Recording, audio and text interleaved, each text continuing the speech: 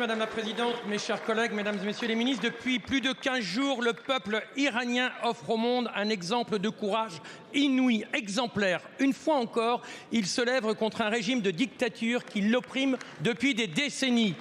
Si le silence des réseaux est imposé par les autorités et rend difficile l'accès aux informations, nous savons déjà que le bilan est très lourd. Oui, trop lourd. Des jeunes, des moins jeunes, des hommes, des femmes que je vous demande d'applaudir, courageuses et qui forcent notre admiration.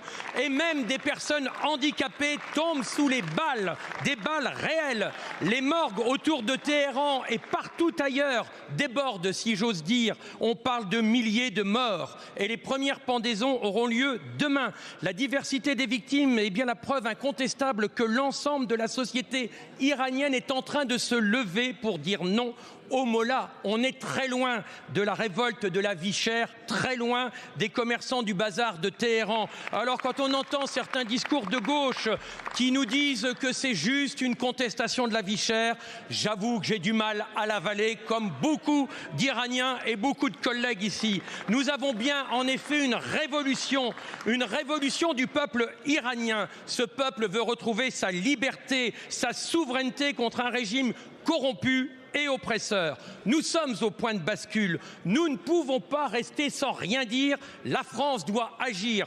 Ici, à l'Assemblée, nous sommes la voix du peuple iranien.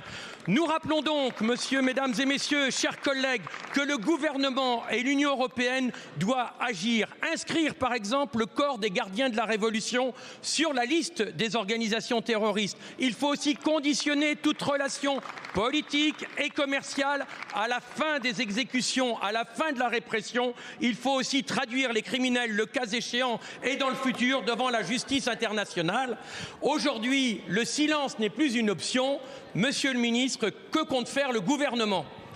Merci.